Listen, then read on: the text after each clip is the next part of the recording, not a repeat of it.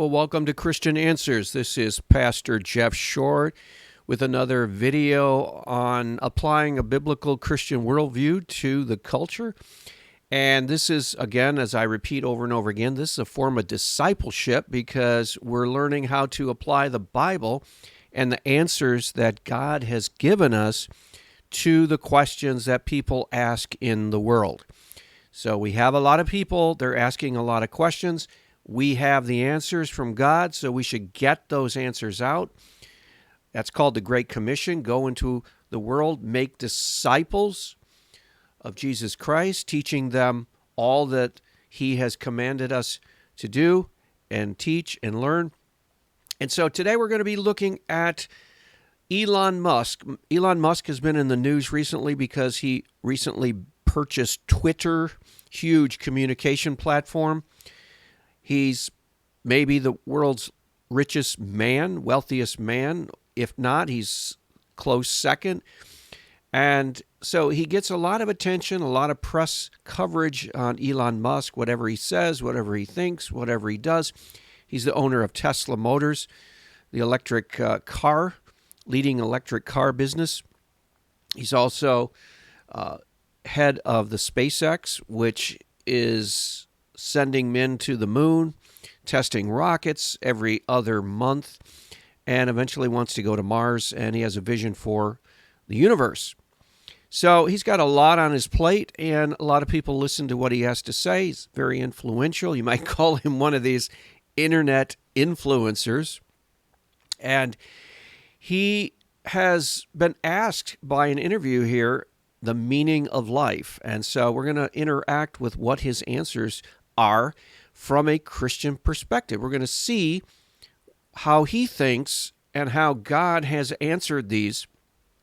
And we need to pray for him. We need to pray that God opens his heart, opens his mind to the wisdom of the Bible.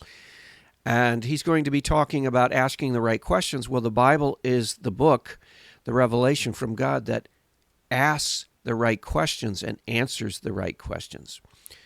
And we might put it this way, the Bible supplies the answers to the right questions when we ask them. But Elon Musk is not there yet.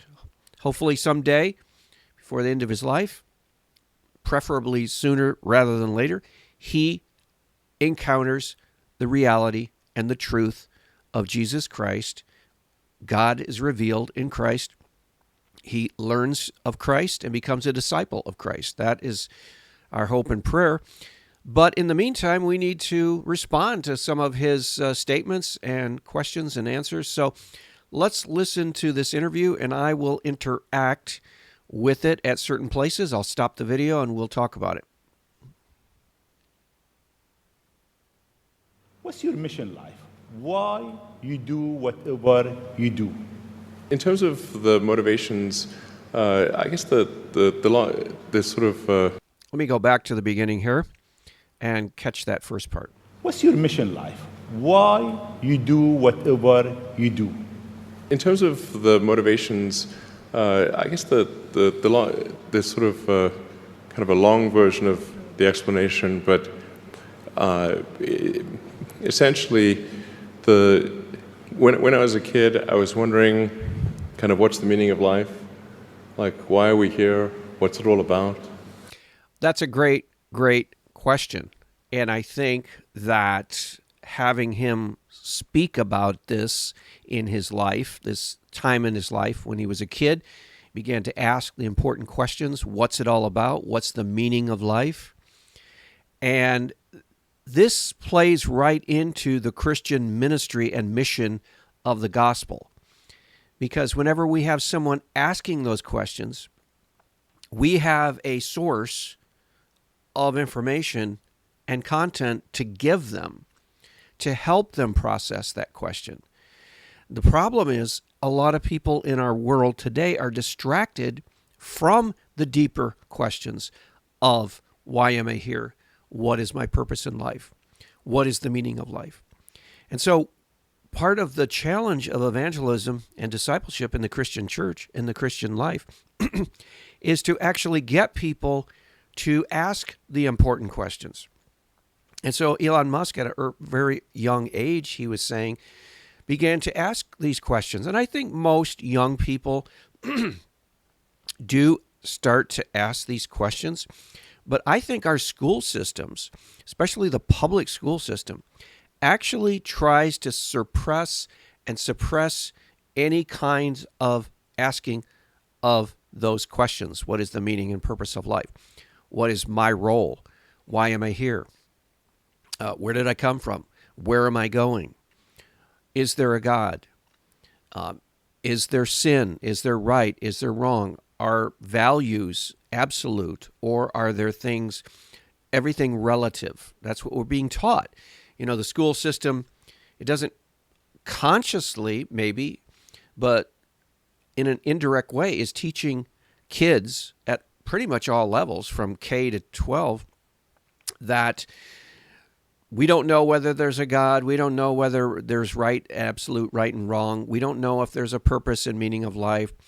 But we're just here to teach you the reading and writing and arithmetic kind of a thing. So it's more of a utilitarian training for a career, or it's not a place to explore the deeper questions of life. And that's supposed to be the mission and purpose of a Christian school system, Christian school K through 12, and specifically a Christian education at a Christian college. Unfortunately, a lot of these institutions now basically take a utilitarian view of education. We're doing this to try to produce students who will be better at computer science or engineering, or go into the professionals ranks, and so on and so forth. And they too often drop the ball in raising and then answering these key important questions that the Christian faith actually has something to say about. So it's great to hear that Elon Musk raises the question of the meaning and purpose of life, because when people are young, when their kids are young, they often ask these questions until the educational system suppresses those questions. And we're going to go on here and see what Elon Musk next says.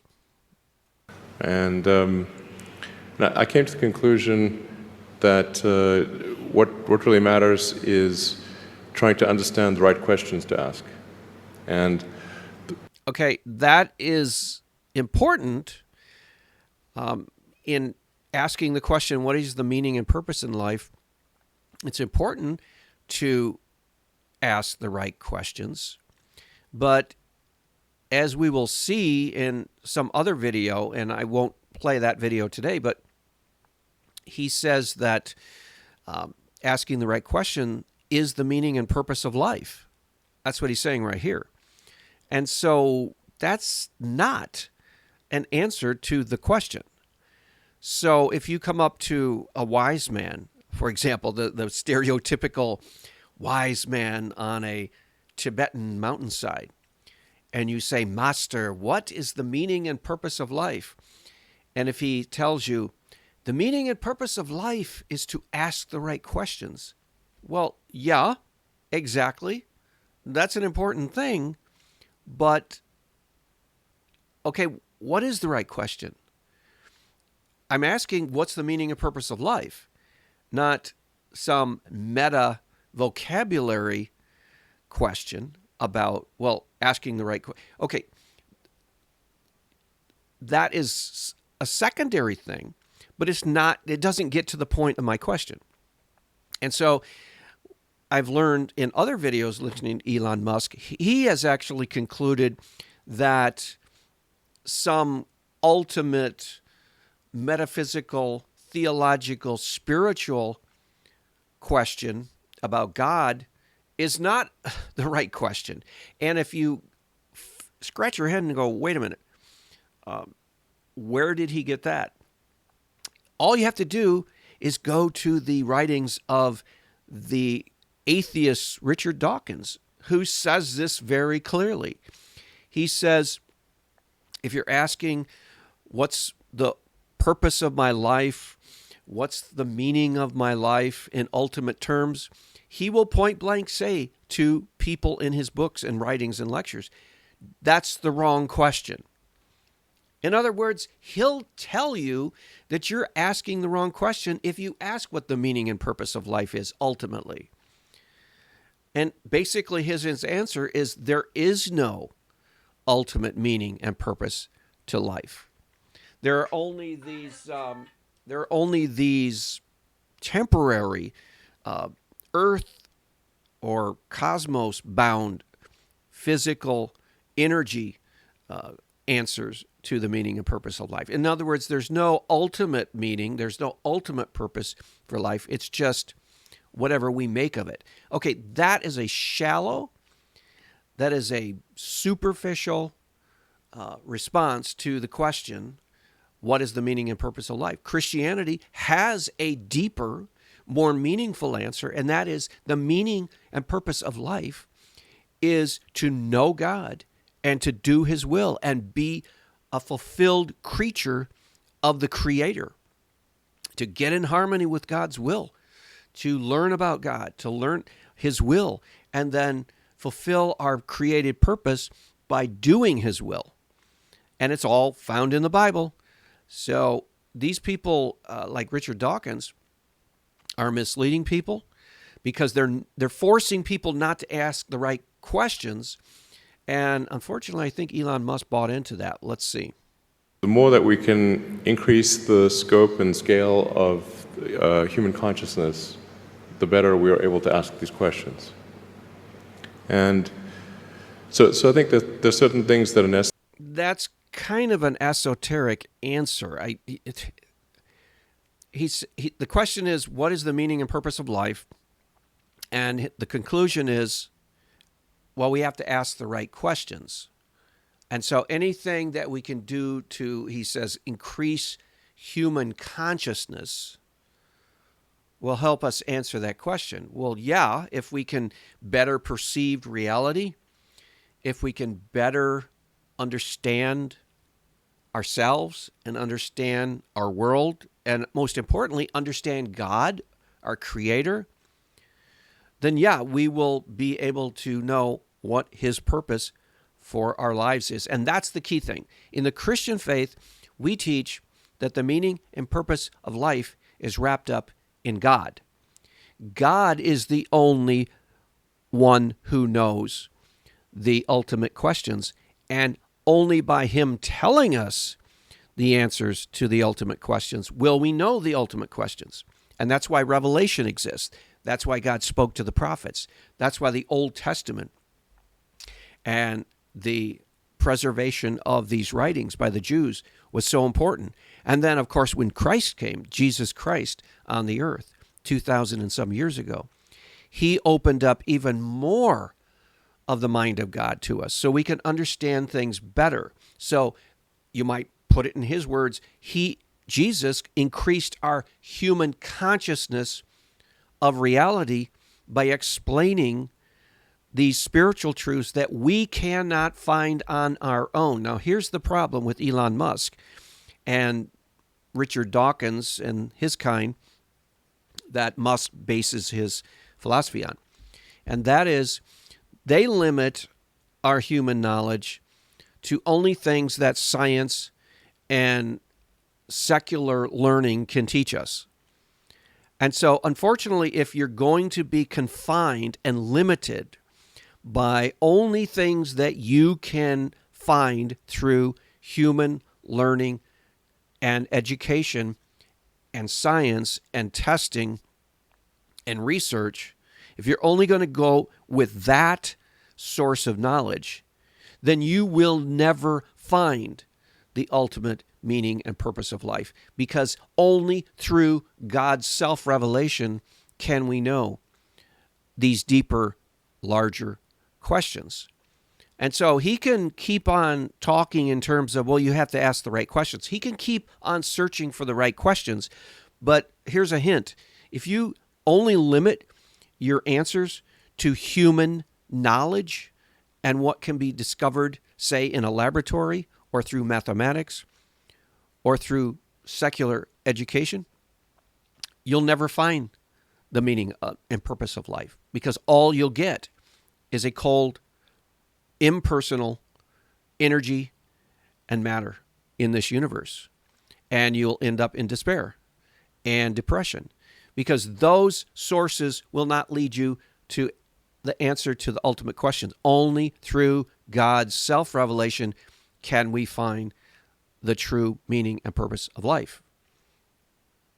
Necessary to ensure that the future is good, and Newsflash about the future.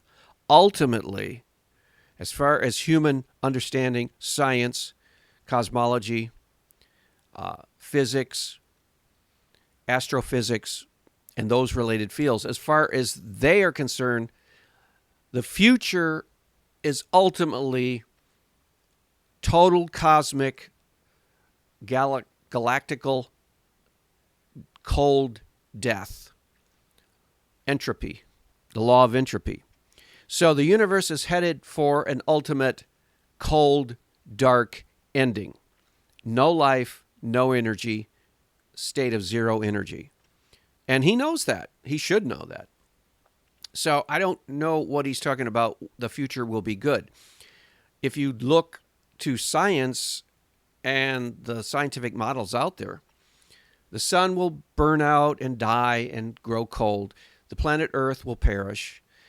And that's the way it will be everywhere in the universe, as far as science and human knowledge is concerned. So I don't know what he's talking about. Maybe he's talking about the near future, or, the many generational future. But ultimately, even our best efforts in trying to save our planet will ultimately fail, because you can't save, not only can you not save a planet, you can't even save the universe from a heat death that will ultimately end everything.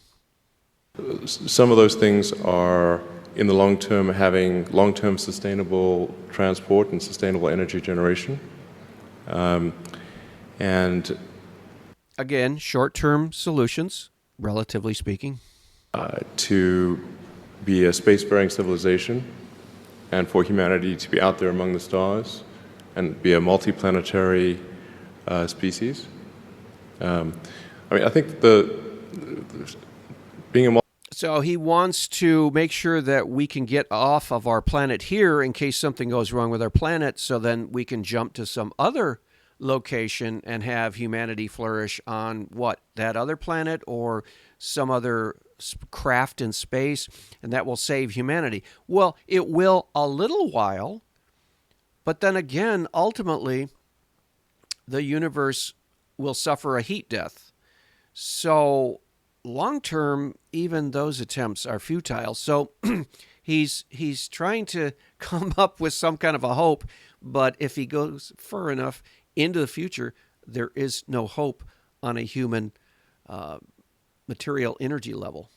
multi-planet species being out there among the stars is important for the long-term survival of humanity. And Yeah, but newsflash, again, the long-term survival of humanity is doomed. It means that we won't survive. You just ask any secular scientist, and as far as the human race is concerned, in this cosmos, long-term prospects of humanity surviving are slim and zero, and nothing he can do to change that. That's why we need to put our hope in God, not in science. that's one reason, kind of like life insurance for life collectively, life as we know it. But then the part that I find personally most motivating is that it creates a sense of adventure, and it makes people excited about the future. If you consider two futures, one where we are forever confined to Earth until eventually something terrible happens, or another. Well, what's wrong with being confined to Earth if we're not putting our whole hope on our earthly existence? See, as Christians, we don't put our whole hope on earthly existence. We don't put our whole hope in the idea of humanity surviving forever. We don't put our whole hope in humans figuring out how to survive. We don't put our whole hope, like what he's talking about, in getting off of the planet Earth so that if something happens into Earth, a remnant of humanity can survive some other place. We don't put our hope in that. We put our hope in God. We have the Bible that teaches that this life on this planet, in this cosmos, is not all there is. There is an ultimate reality beyond this earthly material existence. And that is where we put our hope. Now, people like Elon Musk, who have learned from people like Richard Dawkins, they don't have any hope beyond this material energy cosmos. They don't trust in God. They don't believe in God. They don't believe in a material or a spiritual realm. They don't believe in another dimension. They don't believe the soul lives after death. So they might come up with some way to preserve the body, cryo-freezing it in a capsule so that in the future, when scientists have figured out how to preserve human tissue and how to cure illnesses, they hope that maybe someday they can be taken out of the cryo freezer and put on the operating table, and the future physicians and surgeons can fix them and bring them back to life and that kind of stuff. Okay, that's a human, worldly, earthbound hope. And he's talking about a human, earthbound hope when he's saying, well, we need to learn how to be a cosmic race and exist on more locations than just planet Earth. Well, still, that's a human hope. That is not going to give people the meaning and purpose of life. That might be exciting. I think it is. I think it's inspiring and exciting and thrilling to see a lot of the scientific and technological breakthroughs. And when we went to the moon, that was exciting. And when we saw men walking around on the moon, that was inciting and encouraging and inspiring. But I don't put my hope, and the Bible does not teach us to put our hope in man or the solutions that man could come up with. And Elon Musk seems to think that there's hope in man coming up with really creative, innovative breakthroughs that will sustain man. But yeah, a little while, maybe we can sustain man. But ultimately, you just ask Richard Dawkins. You just ask these atheistic scientists. Ultimately, what will become of man? And they will all say, well, ultimately, not only individual perish forever, but humanity as a whole will perish forever eventually. So his whole hope is based on a shallow hope. And ultimately, he has no hope. And that's the problem with all man-made hopes. They ultimately will fail. Only hope in the living God, as revealed in the Bible, provides an ultimate basis for hope, meaning, and purpose in life. The future where we are out there on many planets, maybe even going beyond the solar system, I think that second version is incredibly exciting and inspiring, and there need to be reasons to get up in the morning. You know, life can't just be about solving problems. There has to be a reason for getting up in the morning. Yes, but he should realize that he's only playing a trick on himself. He's only playing a game on himself.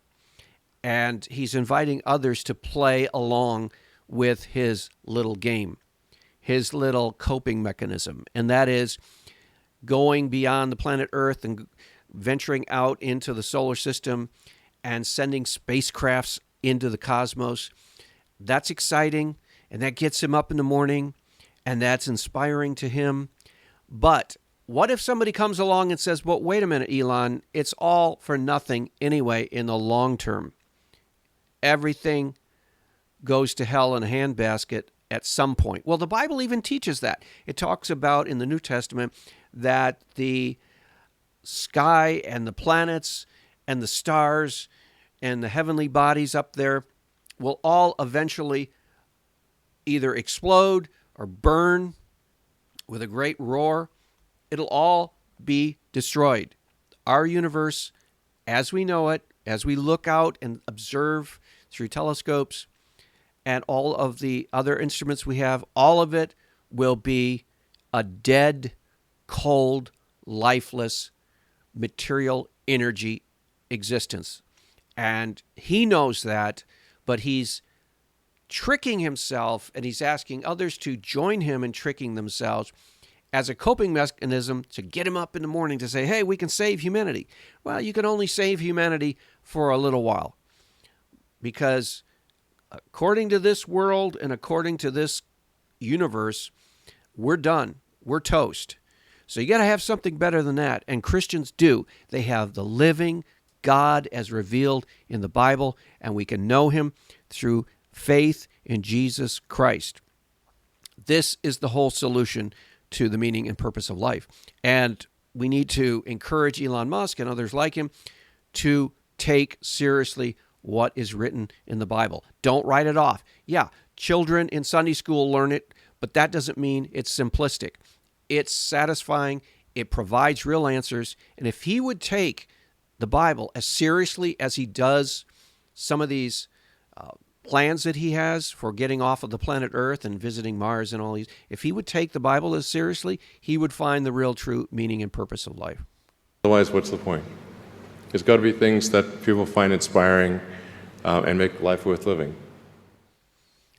What is inspiring and what makes life worth living is knowing that there's something more than this life and just living on this planet or in this universe. See, he wants to just say, well, just living on this planet Earth, that's not inspiring enough, and that doesn't get me encouraged, or I don't have hope if I'm just confined to this planet.